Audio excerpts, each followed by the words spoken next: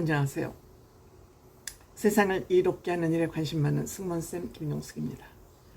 이번에 안세영 양의 폭로가 진짜 세상을 이롭게 하는 일에 엄청난 기여를 했다. 저는 이렇게 생각이 됩니다. 안세영 양은 배드민턴계의 천재 소녀로 인정받고 있습니다. 중3 때, 2017년 중3 때 역대 최연소 배드민턴 선수로서 태극마크를 달았습니다. 중3 때 태극마크를 달았다 그러면 말할 것이 없죠.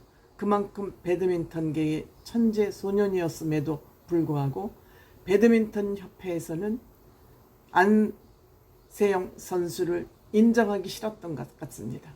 어린 나이에 네가 잘하면 얼마나 잘해 라고 협회에서도 인정을 하지 않고 선배들도 안세영 선수를 맞듣지 않게 생각했던 것 같습니다.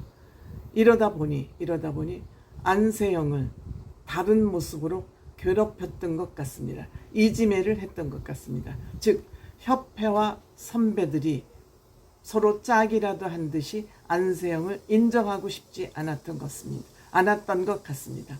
이렇게 되자 안세영은 7, 8년 동안 나를 인정하지 않아요? 두고 보세요. 그리고 이를 박박 갈았던 것 같습니다. 칼을 갈았던 것 같습니다. 안세영 선수가 얼마나 고집스럽고 성실한 사람인가는 안세영 선수는 노 메이크업입니다. 어떤 치장도 하지 않습니다. 머리도 어떤 메이크업이나 헤어스타일을 하지 않고 뒤로 질끈 묶고 얼굴은 노 메이크업입니다. 나는 오로지 운동에만 매진할 거야. 운동에만 매진할 거야. 이 외모에서 저는 그 안세영 선수의 고집을 볼 수 있다고 저는 생각을 합니다. 저는 안세영 선수의 경기를 보면서 굉장히 처음에는 성의 없이 경기를 하네? 왜 저렇게 하고 싶지 않은 듯 경기를 하지? 왜 이렇게 억지로 경기를 하는 것 같지? 라는 생각을 했었습니다. 그런데 여기에는 두 가지 해석이 가능할 것 같습니다. 우선 협회나 선배들한테 이렇게 프레접을 받고 거의 이지매에 가까운 대우를 받다 보니 경기가 재미없을 것 같기도 하고요. 다른 한편은 여유를 가지고 경기를 함으로써 쫓기는 경기를 하고 싶진 않다. 경기를 설렁설렁 하면서 수비 위주로 경기를 하면서 상대방을 공격하게 해서 상대방 힘을 빼는 것입니다. 너무 무표정한 무표정한 모습으로 경기를 했던 것은 그만큼 의욕이 없었던 것이고, 또 설렁설렁 했던 것은 상대방 선수를 계속 공격하게 만들어서 힘을 빼고, 그러다 보니 안세영 선수는 못 받는 공이 없습니다. 수비가 정말 따라갈 선수가 없을 만큼 수비를 완벽하게 합니다. 그것이 금메달을 따는 원동력이 아니었을까. 안세영 선수는 분노가 내가 금메달을 따는 원동력이라고 얘기하고 있었습니다. 경기를 하기 쉽지 않고 의욕도 없지만 내가 반드시 금메달을 따야 된다는 그 의지만은 활활 불타고 있었던 것 같습니다. 15세부터 선수촌 생활을 시작했으니까 얼마나 외롭고 불편하고 그 부조리를 보면서 말도 못하고, 대한민국은 이 서열 문화, 이 꼰대 문화, 이거를 버리지 못하는 한 사회는 발전할 수 없다고 생각합니다. 저는 나이가 벼슬이 아니라고 생각합니다. 또 몇 번 금메달을 뗐다, 운동을 시작한 지 몇 년이 됐다, 이거는 다 개 같은 짓이라고 저는 생각을 합니다. 이렇게 되자 안세영 선수는 올 봄에 A4 용지 무려 13장짜리 건의서를 협회 측에 냈다 그럽니다. 공유했다 그럽니다. 글로 따지면 약 15,000자에 해당한다 그럽니다. A4 용지 13장이면은요, 일반 책으로 여기다 한 3을 곱하면은 한 5, 60쪽 분량에 해당하는 책이라고 할 수 있습니다. 같은 국가대표 선수인데 내가 나이가 어리다는 이유 때문에 청소, 빨래까지 해줘야 되냐? 본인 방은 기본적으로 본인이 하는 것이 원칙 아니냐? 빨래도 마찬가지다. 내가 여기 나이가 어리다는 이유로 그들의 하인 노릇을 할 필요가 있었느냐? 또한 외출을 할 때도 단체 카톡방에서 외출하는 걸 알리면 되는데 일일이 외출을 할 경우에도 일부터 끝까지 그 선수촌에 있는 일부터 끝까지 다 개인적 카톡으로 보고를 해야 됐다고 보고를 했어야 된다고 그럽니다.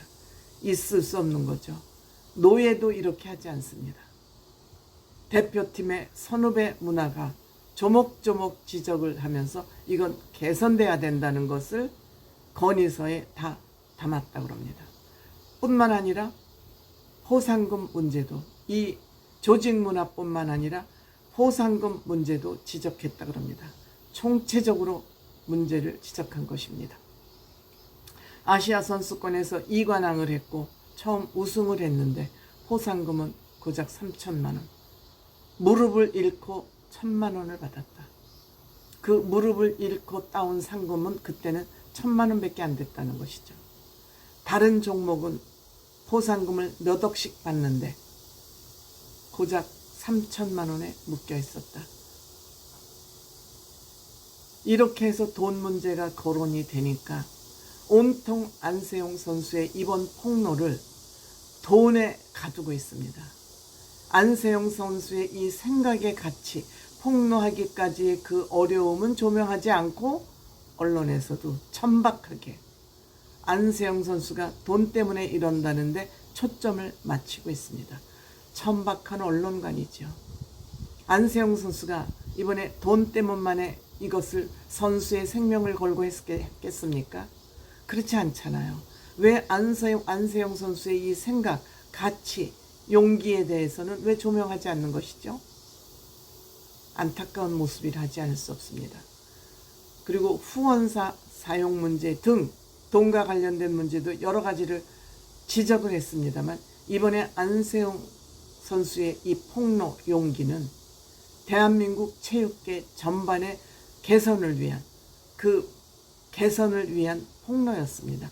본인만 잘 먹고 잘 살기 위한 폭로가 아니었음을 왜 기자들은 여기에 초점을 맞추지 않죠? 대한체육협회에 로비라도 받았습니까? 그렇게 보도하면 안 되잖아요. 본인은 이 목소리를 내기 위해서 7년 8년을 참고 이를 악물고 이번에 금메달을 땄고 금메달을 따고 나서 내가 이것을 폭로하니까 언론들이 조명을 하기 시작했다. 얼마나 7, 8년이 운동만 해도 힘든데 정신적인 스트레스를 받으면서 했겠습니까? 세계에서 금메달을 딴다는 것은 뼈를 깎는 노력 끝에 얻어지는 결과물입니다. 그럼에도 불구하고 안세용 선수의 이 폭로 장면을 돈에 초점을 맞춰서 안세용 선수를 치사한 인간들로 만들어가고 있다. 물론 배드민턴 협회에서 진상조사위원회를 뿌렸다고 그러는데 이거는 다 개짓이고요. 헛발짓이고요.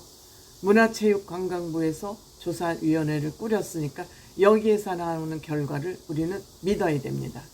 배드민턴 협회가 만든 진상조사위원회 저는 의미 없다. 객관적이지도 않다. 신뢰도 가지 않는다. 이렇게 생각이 듭니다. 안세용 선수도 배드민턴 협회에 하는 얘기를 전부 녹음을 해서 본인이 양해를 구하고 녹음을 해서 그것을 소장하고 있고요. 이거 똑같은 내용으로 문화체육관광부 조사단에 임하기 바랍니다.